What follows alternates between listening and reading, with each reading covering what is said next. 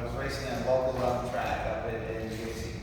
And I was 16 years old. Yeah. And the car, I won the race. And there were a lot of people that didn't like seeing a 16-year-old kid in the race. And I might have ruffled a few feathers back then. I know that's probably a surprise to some of you. And so they weren't very happy with me. So after the race, you have to go through a little tech inspection. And my car got what they call protest, where basically somebody puts up a little bit of money, and that means the tech officials come and like scrutinize your car. And if there's anything wrong with it, then you get kicked out. And if there's not anything wrong with it, you get their money. That's kind of how a protest works. Well, my car had a aluminum hood on it, which, unbeknownst to me, because the track in the other track in Flint, you could have that. The track in Dixie couldn't, and so I got thrown out. So I said, all right, I will take being thrown out and I'll get the hell out of here. And that was the real story. Yeah. I had a little bit of temper. I've worked on that since then. Yeah, no, that did happen. All right, who has questions? What is your favorite track and what is your worst track? Favorite track, it's usually the ones you win at. So my favorite track, the track I have the most wins at right now is in Alabama Talladega. I've won there 5 or 6 times. 6, 5, I don't know. Was it 6? 5 for good. They just got to travel with me. So that's been a lot of fun for me. Least favorite track. You know, it used to be, we race in this track in California called Sonoma. And it's out in the Wine Valley, Wine Country. Yeah. Called Napa Valley Wine Country. And I used to never, ever run well there. I hated going there. And then the last 2 times we've gone there, we ran really well. So it's funny, there's kind of ebbs and flows. Like as a driver, you go to tracks and you run well, and you're like, it's me. You know, I'm the reason for this. And then there's other tracks where you run poorly, you're like, man, these guys can't put a car together. So anyway, the road courses, I used to really run terrible on, and I thought, man, I eventually get to the point where it's probably with me. And now, for whatever reason, this year we have amazing cars on the road courses, and we go to the road courses and we're really fast. So now I'm starting to enjoy them. But for a long time, it was always Sonoma, California. Like, oh gosh, I want to go here. But now I'm kind of looking forward to all the road courses. This is an average car. So whatever it is outside, good rule of thumb, you can add 40 degrees to it. Inside. Add 40 degrees? Yeah, add 40. Wow. It's like a solid rule of thumb. Yeah. So you get clean air. It's not really cold. And what's the difference, which is important, because keep in mind, like a race car is like a carbon monoxide generating machine. There's no air around it, right? And when you're around like 30 others, you're getting all their carbon monoxide. So we run a filter that cleans it all out, and it pumps clean air in your helmet. Because if you didn't, you would end the race and you would, pass out or whatever you do with the carbon monoxide poisoning. So it helps a lot, but it's not really cool air, for sure. It's something, but it's not cool air. But yeah, the last few weeks have been brutally hot. So, last week, I think I lost 6 pounds. 2 weeks before that, I lost 9 pounds. And it's not a great diet. It doesn't work because you lose that weight and then your body's like freaked out. So for the next few days, like you put all that back on and then some. So it's a terrible diet. Don't try it. It does build up a lot of heat tolerance. So my wife and I, we have thermostat boards. We're probably reverse of every other household in America where the husband's turning it up and the wife's turning it down.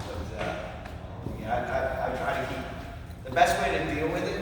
You ever see an Eskimo? They're good in the cold. And you see someone who lives in the desert, they're good in the heat. That's because they live in it. And you got to live in it, right? So I try to live in it. It helps a lot. Really about the only way you can prepare for it. Brad, I've got a question. What do you think about your new cars? The car tomorrow, the version 4 now? How do you like them? They seem to take a good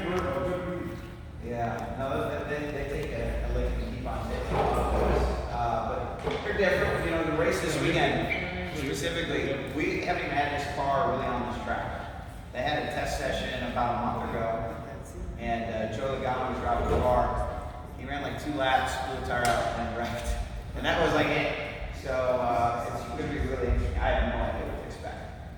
The cars we brought here the last few years, the Michigan was always the fastest track on the circuit.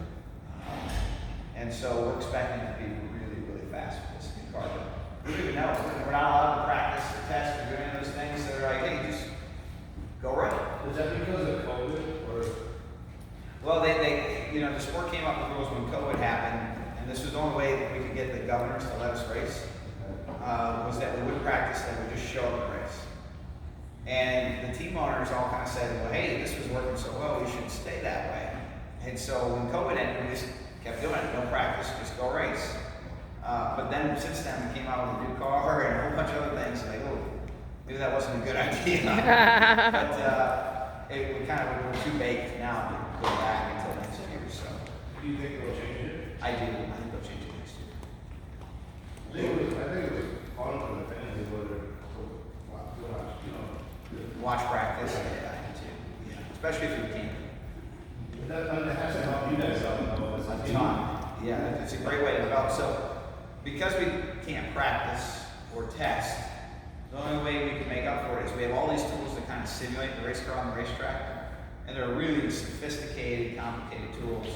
And so it's one of the things that we're working through as a company right now is we weren't really invested in those tools at a high level. So we're going and buying all that stuff, and we got to get this, and it takes forever to get it to work. So it's painful for sure. Yeah, but it's a big change. Oh, you do saunas? Saunas? Yeah, I used to have a sauna in my house. Yeah, a dry sauna. And, now I'm just a hot tub guy. Oh, it's awesome. I get an hot tub, and I give my kids, I got two kids, a 2 and a 7. I give my 7-year-old, she swims, and with the 2-year-old some floats and some toys. She'll play on the edge all by herself, and I'm just sitting in the hot tub. It works really well. Any pre-race rituals you do for every race? I'm not too crazy about that. I've gotten into this thing now. So one of my sponsors is Kings of Wine, the rolls. Oh yeah, that's good. And so this is a funny pre-race ritual. But the only thing that we really have going on right now is I have a slider before every race. Yeah, that's not really a ritual. That's an eating habit. That maybe has served me well, and sometimes not so much. Yeah, that's right. Yeah, it's good though. It works. Yeah, everybody's got this thing, right? So I don't know how to say it. So I know there's challenges switching teams. Oh yeah. And because everyone thinks you're a great driver, which you are. So we got to win some. Yeah. Well, we started out the year and we went to the exhibition race in Los Angeles, and we were embarrassingly bad.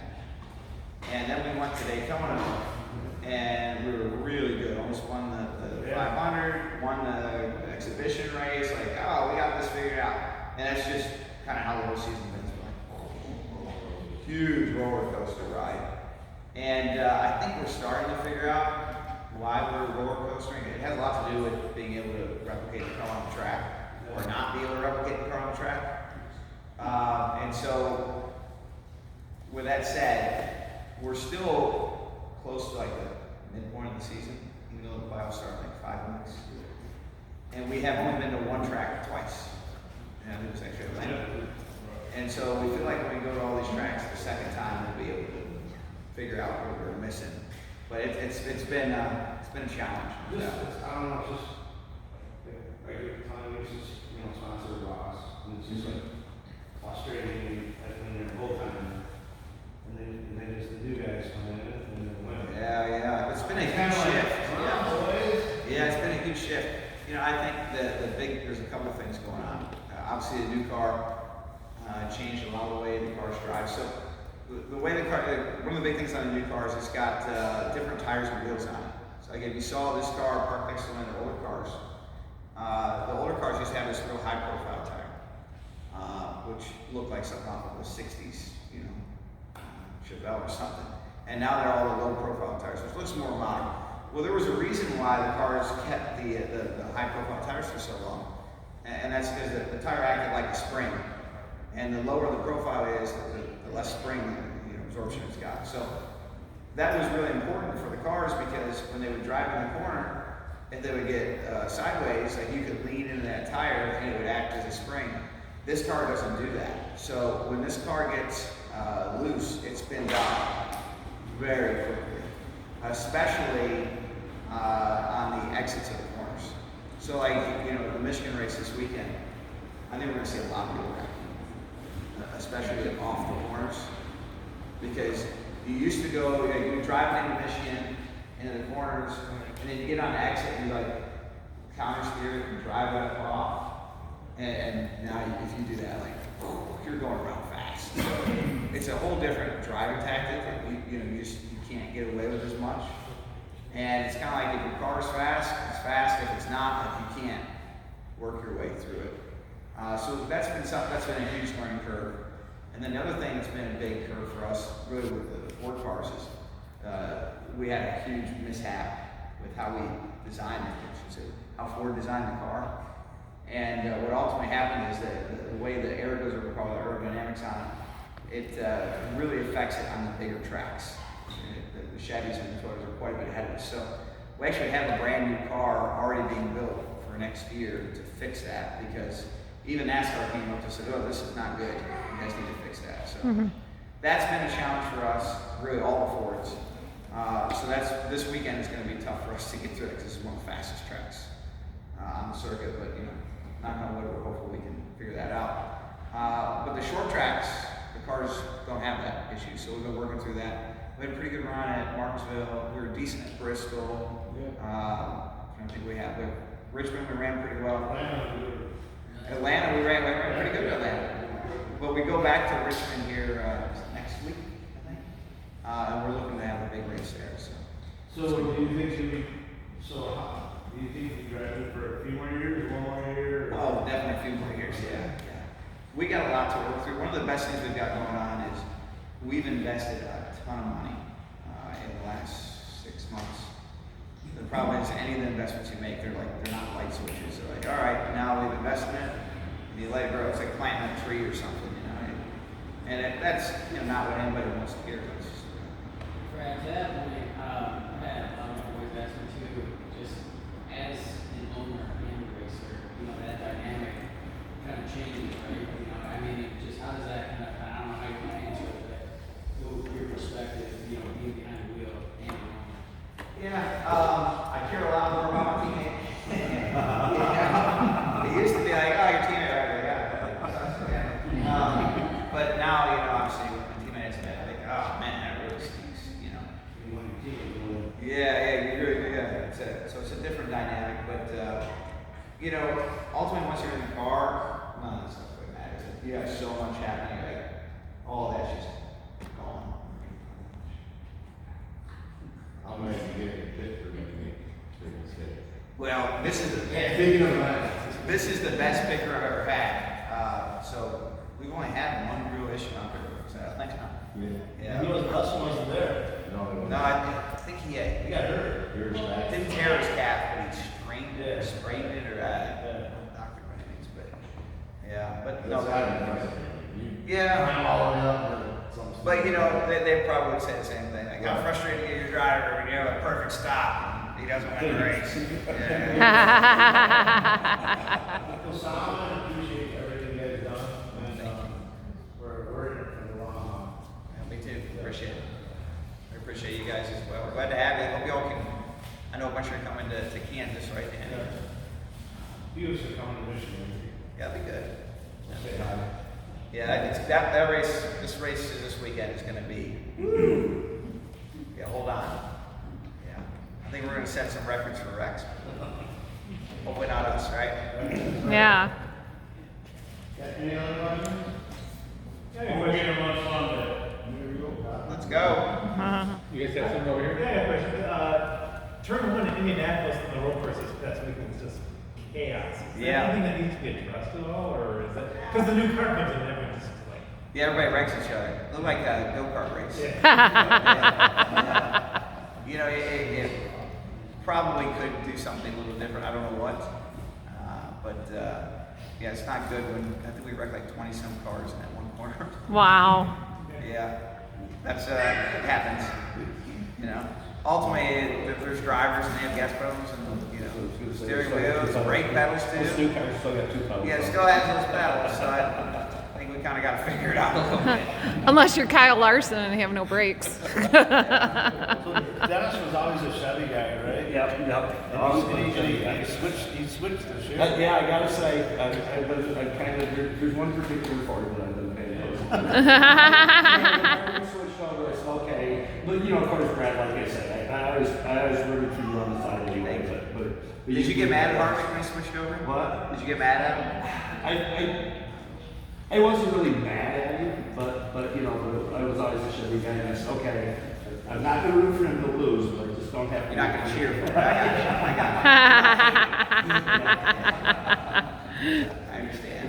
He's kind of got kind of whiny last year too. Yeah, there's a little bit of get off my lawn.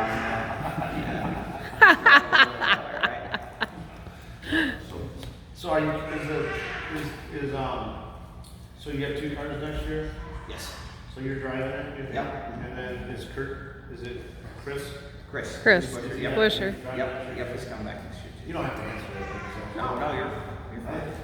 I had an old friend ask me too a couple weeks ago. You remember a guy named Jim Summers, Dixie Speedway? I've heard the name, but I don't remember. He raced against you quite a bit out there. He considers you one of his rivals. I don't know if that's good or bad. Maybe he's one of those guys I made mad.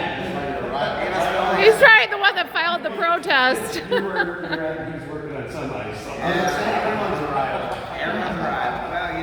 Well, to make it where I'm really, really lucky. Somebody asked me a few minutes ago how I got where I'm at. A couple things happened. I was racing here in Michigan. Late model cars, local short tracks, things like that.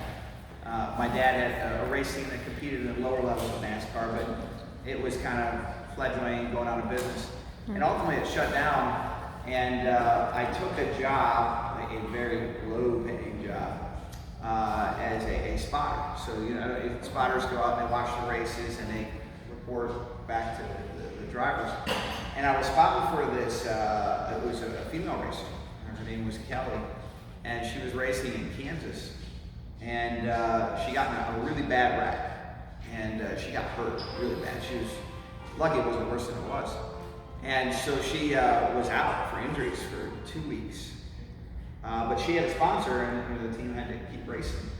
And so I went to the next race, and they said, why don't you just drive it for her? Because you have some experience, and they couldn't really find anyone. And honestly, it was very nice of them to give that opportunity.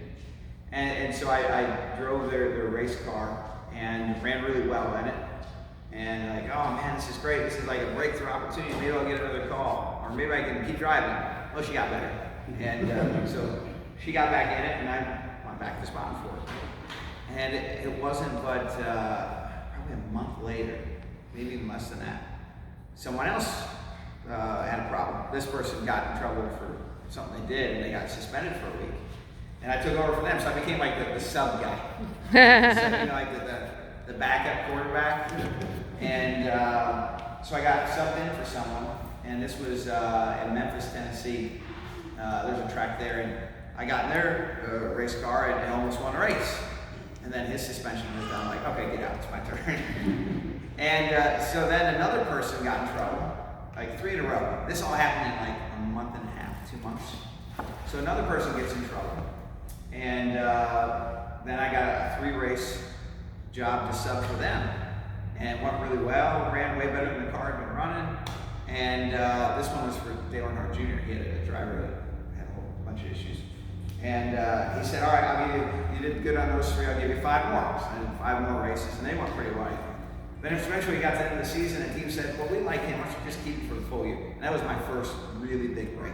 I got a full season ride in the second tier of NASCAR, which is now called the Xfinity Series.